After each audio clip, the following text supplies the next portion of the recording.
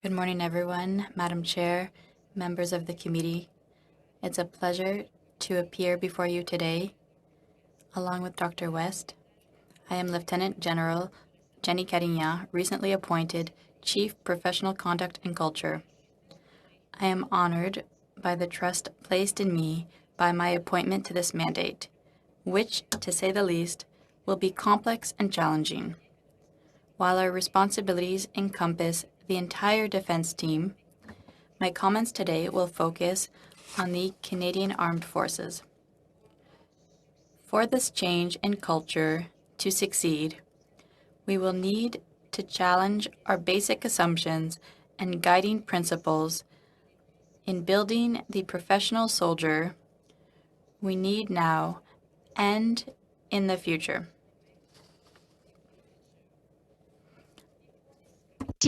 I spoke last month about our military culture. There are many positive aspects to our culture. It allows women and men to develop the strength and the courage to put themselves into harm's way to defend Canada. However, some aspects of our culture command change, and we are at an inflection point. There is a gap between our existing culture and our professed culture. Moreover, for a mission-oriented culture such as ours, there is a belief that tasks are to be done at all costs, that people's well-being and operational effectiveness is a zero-sum game. This premise is false. When applied indiscriminately, it contributes to toxicity within our units. Treating people with dignity is not a trade-off for operational effectiveness. In fact, dignity is at the foundation of trust, and we must have trust in one another to succeed in the challenging circumstances we so often face together. La portée du mandat de cette nouvelle organisation.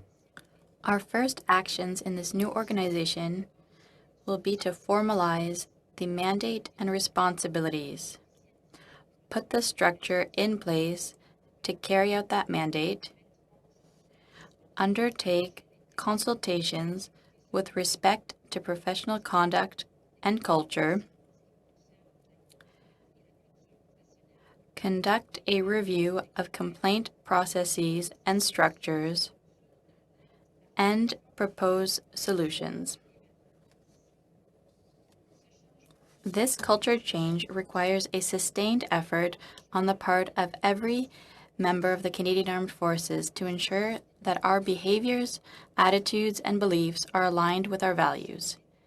That is why we are committed to building a Canadian Armed Forces that reflects and celebrates the uniqueness and strength of all Canadians.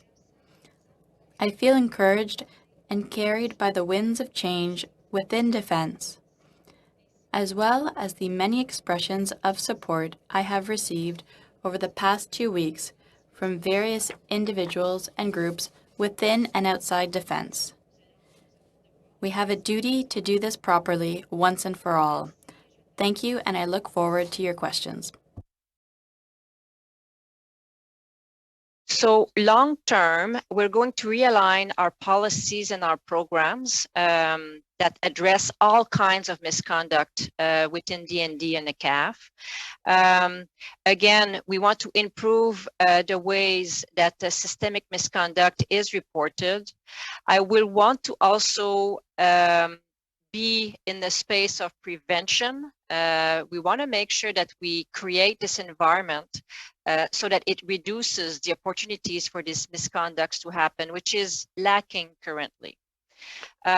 We want to give greater agency and support to those who have experienced misconduct as well, see it from the eyes of the survivors, Madam Chair. Thank you, Madam Chair. The scope will be confirmed and determined in the details over the next 2 months. The announcement was just made, so we need to properly clarify our mandate. I intend to have the mandate approved at the end of May, and then put together a proposal for a structure and the accompanying authorities, because all of that is connected. We need to have a mandate to build the proper structure to carry out that mandate with the accompanying authorities. What's important is that those authorities currently are in different places in the Canadian Forces and the department. We can still take action. We can make the changes we need to make. So the priority is to look at the mechanisms and the structure for complaints, which in my opinion is the priority. And we've heard that in testimony from survivors. That's why we're addressing that first. And I'm able to do that and propose solutions. The aspect we're working on in the media is preparing guidelines and clear expectations for what it means to be an inclusive leader. So here, we want to influence behavior so that our teams are able to have the tools to lead inclusive teams. So that's really in the short term. Those are the two short-term priorities. So I want it to be clear.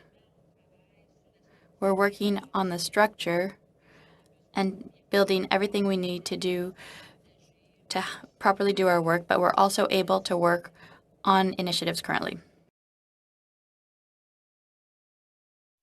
Thank you, Madam Chair, for the question. It's a very important question, because we will need to be resourced to do our work properly. And I can assure you that I have received a lot of support, both from my colleagues, both from the DM and the CDS, and we are determined to push this change forward. So as we speak now, I am taking people away from various other organizations so that they can start this very important work that we need to do. And everybody is fully on board and you know, setting their own priorities aside so that this can be moved forward. So an incredible support from across DND and the CAF to push our change agenda forward. Okay. So this is all linked to confirming the mandate, but the way I see some of the various groups who perform duties across DND, for example, human rights, ethics, do all belong to different organizations within DND. The Integrated Center of Complaint, plans and policies who now rest with different organizations, again, integrating that under one plans and policy on professional conduct.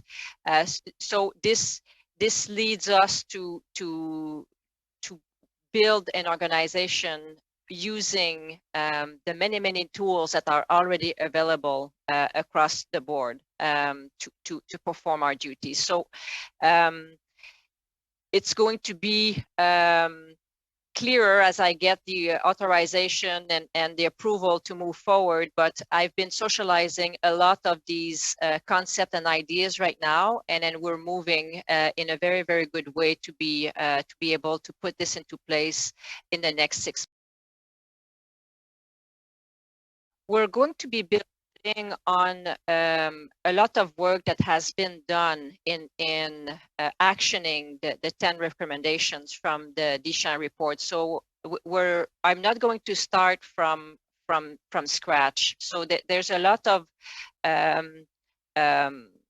initiatives and recommendations that have been launched forward, and then we will continue that work. So I'll just take, for example, recommendation number 2, which is establish change of culture strategy to address the sexual misconducts. The Path to Dignity, which is the strategy, was published last fall. So I'm going to pursue this strategy now and apply it, and then move it forward in terms of application. So we're going to build on the work that has already been done in many of the areas of the 10 recommendations of the Deschamps.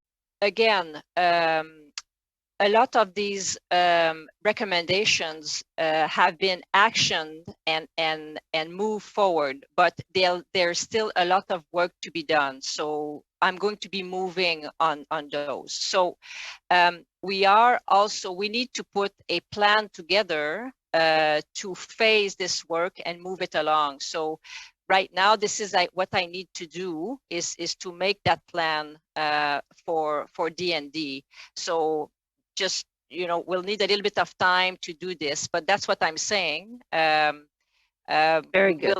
We will address each with the time it needs. Madam Chair, we will take on the recommendations. We will build mechanisms to measure what we are doing as well, which was another weakness of the implementation of Up Honor. So we will have mechanisms in place to measure the effects of what we are doing, so that we can monitor progress. So this is from my part, this is what I can tell you that we will be doing.